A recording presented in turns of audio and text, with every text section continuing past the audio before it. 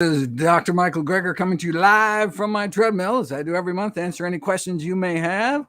For those of you unfamiliar with my work, every year I read through every issue of every English language nutrition journal in the world. So busy folks like you don't have to. I then compile the most interesting, most groundbreaking, most practical findings into new videos and articles I upload every day to my new nonprofit site, nutritionfacts.org. Everything on the website is free. There are no ads. No corporate sponsorships, no kickbacks, strictly non-commercial, not selling anything. Just put it up as a public service, as a labor of love, as a tribute to my grandmother. New videos and articles every day on the latest in evidence-based nutrition. What a concept. All right, let's run through some evidence here and go through your questions. First question is Peter saying, woohoo! Next question is Michelle saying diagnosed with ductal carcinoma in situ, estrogen receptor positive, already eat whole food plant-based diet. Great. Anything else you can do? Eating soy, wonderful. Just type in breast cancer into nutritionfacts.org.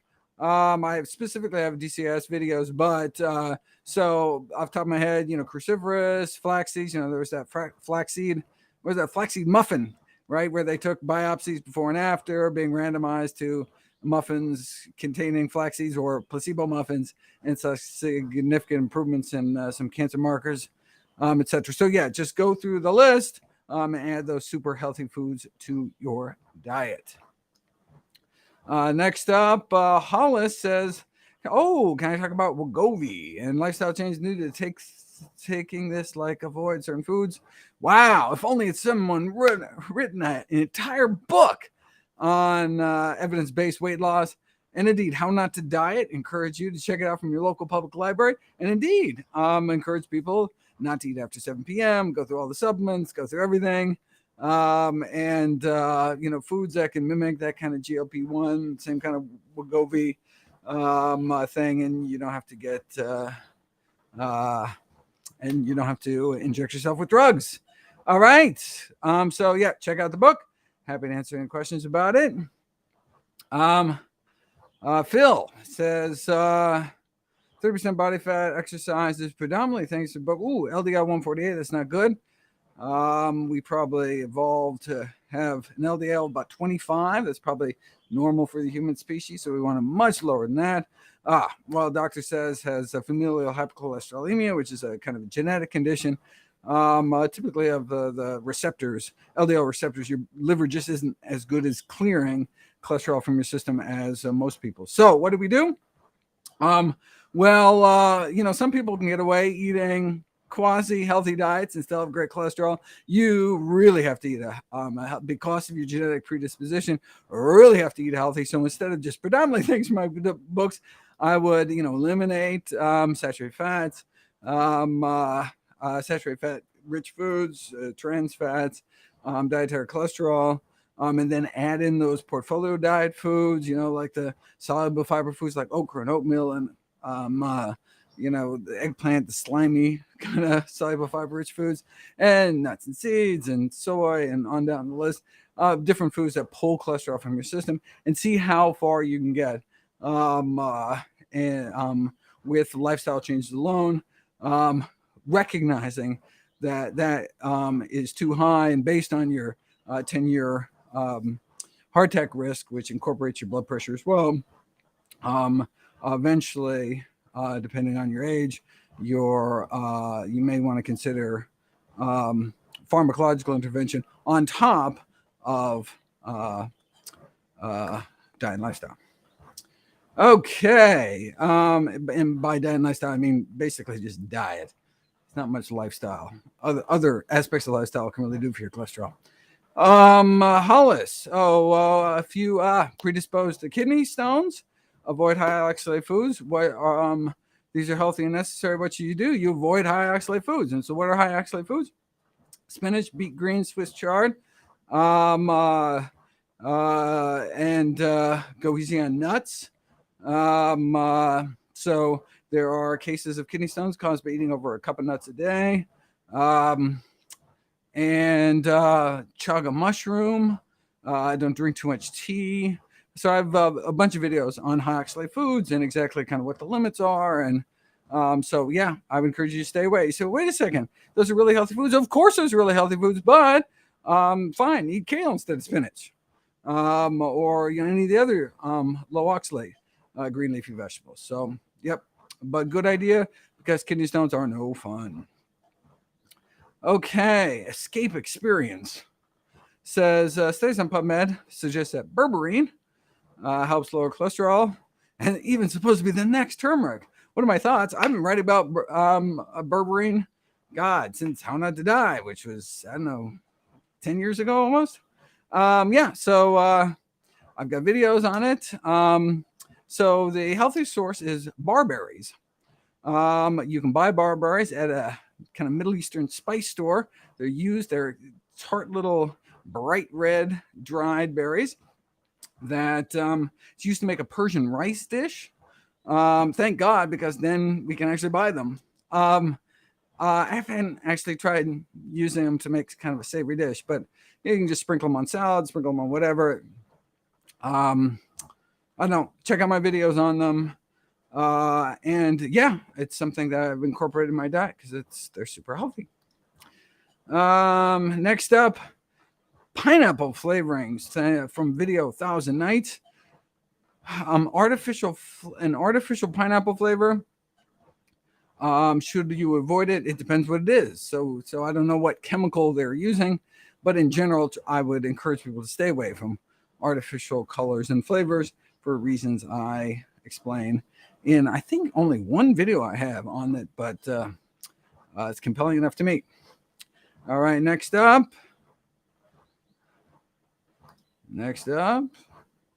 Oh, we did the pineapple flavorings. All right. Michael, good name. When can children start to eat flax seeds and how much a day?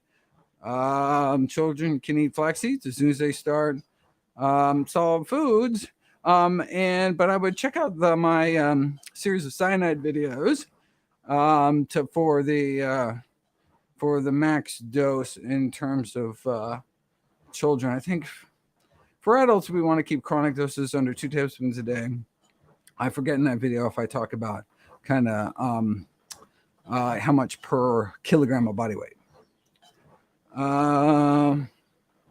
Next up, when it comes to extracts, the body uses 98% of liquid extracts versus less of capsules and tablets. Should I switch to liquid extract? Might take an omelet? No. Okay, so liquid extracts, what are you extracting out? Some whatever, if it's the liquid is water, then you're extracting out water soluble. You're losing all the fiber. You're losing all the polyphenols that are complex to the fiber and only released in your colon when bugs eat that fiber. So we don't want to eat extracts, period, liquid or not. We don't eat solid extracts either. We want to eat the whole food. And you can buy just amla powder in bulk, super cheap, and do it that way. Yeah, definitely. It sounds like you've been talking to someone trying to sell you expensive supplements. Okay, this is someone just replying to somebody else. Next up, Mind Maze. Does 100% whole wheat bread cereally count as a whole grain? Depends on what your definition. So, for example, Walt Willett, past chair of the nutrition department at Harvard, thinks that we should really only call things whole grains if they're intact whole grains, meaning not floured, not powdered into flour. So using his definition, it would not be a whole grain. So powdered whole grains keep all the fiber intact, but unfortunately, when you destroy the structural integrity of break open the cell walls, you lose all that nutrition for your microbiome. You basically starve your microbial self.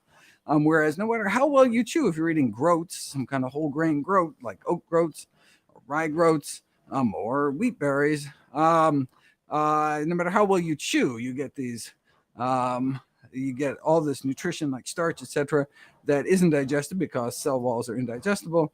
You get those, and you serve a bounty to your microbiome the way kind of nature intended. So definitely better than refined grain, than kind of white bread. if you're going to have bread, then the worst thing about bread is the sodium content.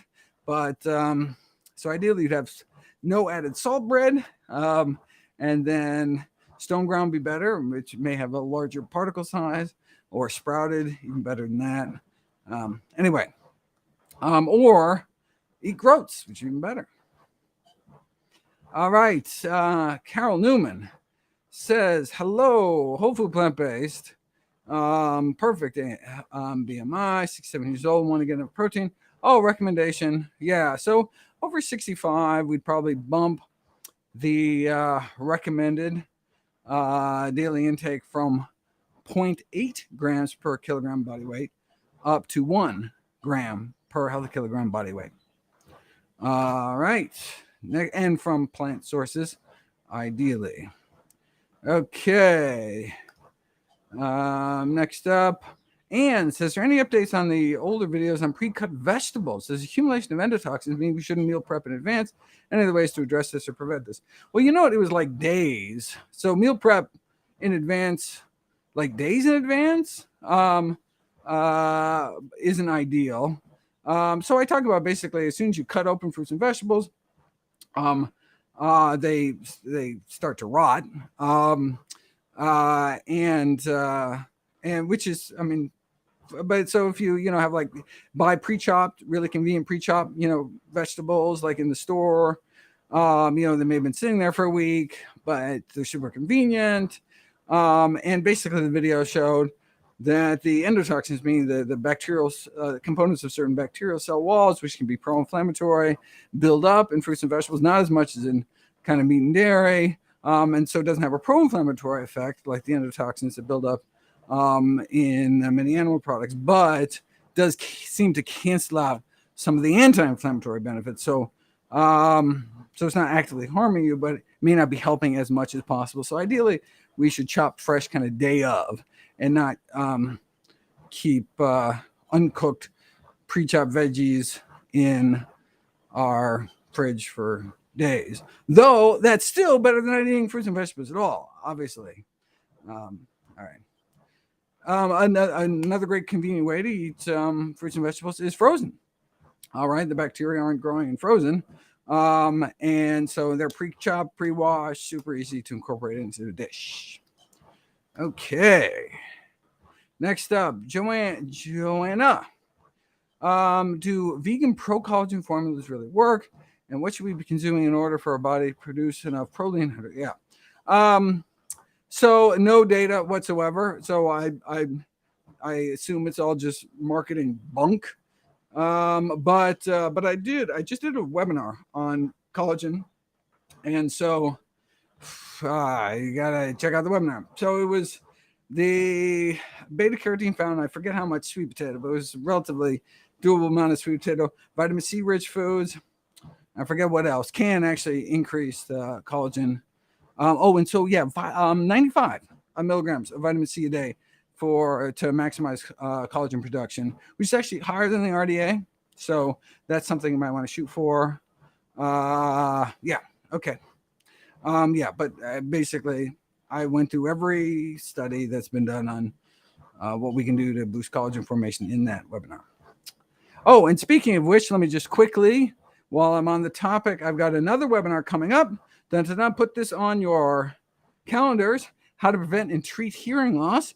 Age-related hearing loss is not inevitable, something I was excited to learn, and even reversible, something I was super excited to learn when I researched how not to age. So got a webinar coming out July 14th. We're not taking registrations yet, I think next Thursday, but you can go to nutritionfacts.org/webinars next week, or you can make sure you sign up for the Nutrition Facts newsletter. Of course, everything's free. And they'll give you the registration information. Okay, back to questions. Where were we? And 56 said, big question. Are mild food allergens and sensitivities mostly just gut dysbiosis? If so, are they potentially reversible? I mean, allergies and sensitivities are completely reversible by not eating those particular foods that cause problems. So, as many as 1 in 20 people with joint pain feel better after cutting out nightshades. That's fantastic. So nightshades meaning like tomatoes, bell peppers, eggplant. Wonderful. I mean, I can't. It's hard to think of a a better kind of side effect free treatment than just cutting out a certain food and all of a sudden you feel better. Wonderful. Or I had a certain food and feel better. And so yeah, if you have joint pain, I'd give it a try and see. And if it doesn't make you feel better, go back to eating those really healthy foods. But in terms of can you like have an allergy then not have an allergy? I mean, there's certainly ways to kind of desensitize from allergies. But the term food sensitivity is a little wishy-washy. It's hard to know exactly what that means. And so yeah, there just isn't a lot of research for people that claim to have sensitivities. Although, yeah, I mean, there is some research on non-celiac gluten sensitivity. I've got videos about that, but nothing about its reversibility. Okay. And, oh, here we go. Oh, poor Anne didn't get to go to the collagen webinar. Rosacea. I have not done any rosacea videos. I have done a number of inflammatory skin conditions, psoriasis and eczema. Those videos are on nutritionfacts.org, but I should look into rosacea. It's not something I think I've done a single video on. Thank you so much for reminding me in 56. I'll see if there's anything juicy out there. Happily Vegan since 2000 says they take a brisk walk half an hour or longer every day. That's great. That's my only exercise. That's excellent exercise. With the beneficial effect of bones, be confined to the spine, feet and legs would be good. Well, what we really want is we want those hips. And yes, brisk walking. Studies that lasted 6 months or more show an increase in bone mineral density in the hips for those who walk like that. But 80%, if you saw my preserving your bones webinar, osteoporosis webinar, 80% of bone fracture, osteoporotic fracture risk, nothing to do with bone mineral density. I'll say that again. 80% of your risk of osteoporotic bone fracture, nothing to do with bone mineral density. It has to do with falling. And so critically important would be lower limb strengthening exercises and balance exercises. Have been shown in some studies to cut fracture rates like 75%. Remarkable, way better than any of those drugs currently on the market can do it. So that's really the most important thing, is preventing falls rather than the density of your bones. Okay, next up. Is there a good meta-analysis on fat? The distinction between fat sources. Just not convinced that all man-made oils are equally bad for health and longevity. I'm not convinced either. There's a wide range. I'm right. So the worst oils would be like the tropical oils, coconut oil, palm kernel oil, palm oil, which have enough saturated fat to be pro-inflammatory and raise your LDL cholesterol. There's meta-analyses on everything, unsaturated fat, monounsaturated fat, kind of the broader categories, versus meta-analyses just on extra virgin olive oil or just on canola or just on. So yeah, there's tons out there. Go to PubMed and all will be revealed. What's my opinions? This is from Itai. What's your opinion on high protein? I know I would not be. I would not put anyone with kidney problems on a high protein diet. In fact, the opposite, low protein diet. I have videos on protein restriction for improving kidney health. And protein, what protein? I would not recommend any protein powders for weightlifters or anybody. We get more than enough protein on average in this country. No need to add more. And where should we get our protein from? From whole food sources, ideally whole plant food sources, for a variety of reasons. Less branched-chain amino acids, less methionine, more glycine, less cysteine, all sorts of good reasons. Peggy Ostrom says soy and cow milk proteins reduce bioavailability from bioflavonoids and blueberries. What about other milks, and are bioflavonoids for other foods affected? Okay, so soy does not. Soy does indeed bind to the flavonoids, but is then released in the colon. Whereas casein seems to kind of irreparably bind. Um, and uh, and so we don't know about egg proteins, never been tested. None of the other milks have been tested, but they are so low. Other plant-based milks are so low in protein, and it seems to be the protein component that I would not expect to be a problem. Only pea milk and soy have high enough protein to be concerned. Soy has been tested and shown not to be a problem. But definitely whether you're talking about the phytonutrients in dark chocolate or in tea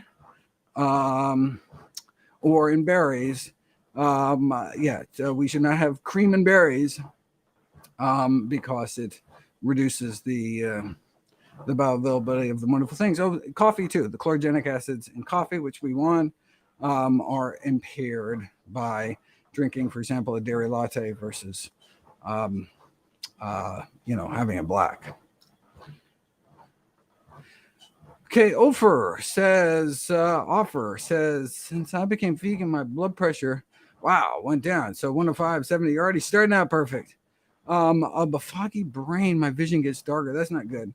So I would see your physician to make sure there's something else going on. Maybe a problem with particular hormones that the kidneys make that can affect your. It sounds like you're suffering with something called orthostatic hypotension. You should be able to eat healthy and have a normal blood pressure without dipping too low. I assume you're not on any hypotensive high blood pressure drugs. But yeah, talk to your physician and find out why you're dipping too low. It's a bunch of different reasons, potentially. Okay, video 1000 nights says, how is quick oats and steel oats have identical nutrition labels, including fiber, is still cut actually healthier? Absolutely. Right. Okay, so quick oats and even instant powdered oats, as long as you get the ones that are just plain, exact same ingredient to oat groats. So oat groats are cut 2 or 3 times into steel cut oats, or groats are rolled into rolled oats, and then chopped into quick oats or powdered into instant oats. It's all the exact same ingredients, just oats, but have different effects on, for example, glycemic index. And that's because they're absorbed differently. As I was talking about, intact grains are ideal. So oat groats are the best. So anyone who's like been eating rolled oats their whole life and all of a sudden tried steel cut and be like, oh, these are so much better, nice and chewy, delicious. Oh my God. Well, you wait and try oat groats, which are even better. That's what I had for breakfast this morning. And you can make them really quick and easy in a instant pot kind of electric pressure cooker. So it's because of the structure is kept intact. I have a whole chapter on that in how not to diet. Same thing with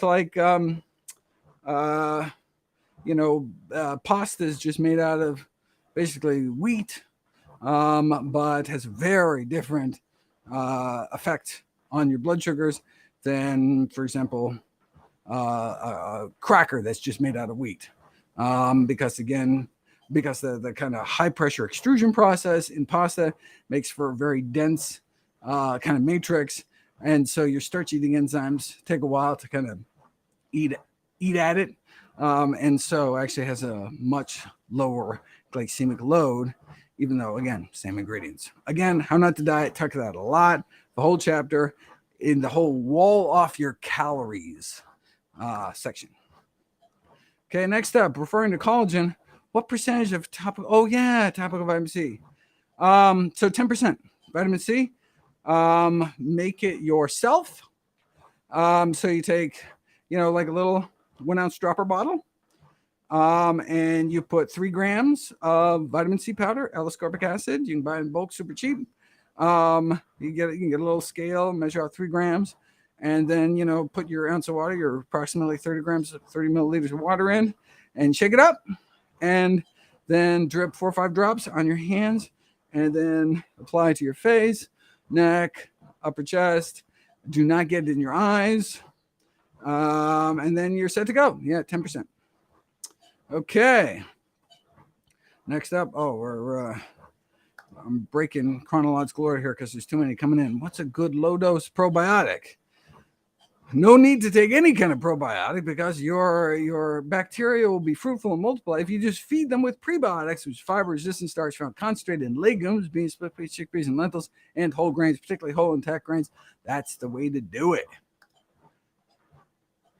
Anything we can do about cat and dog allergies? Sadly, have dogs if you're cat allergic and cats if you're dog allergic. I don't know of anything one can do to reverse that allergy. There's certainly ways you can kind of modulate the effects. You can take antihistamines and things like that. But in terms of eliminating it, that is not something that I've run across. Roswitha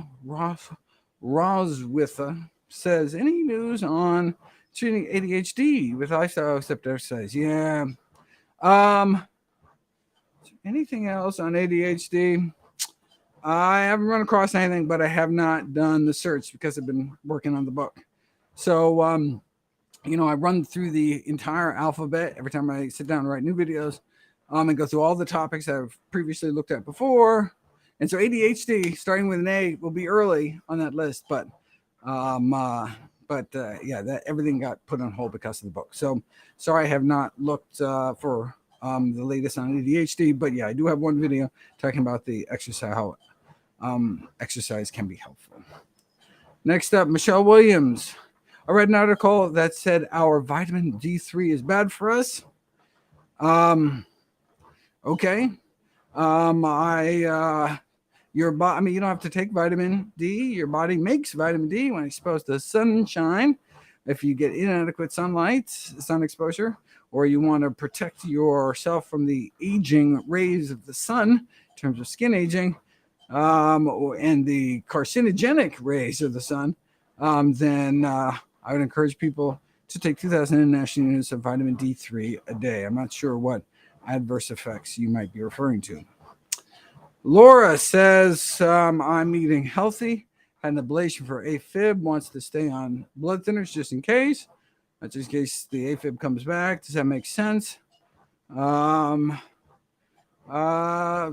like forever.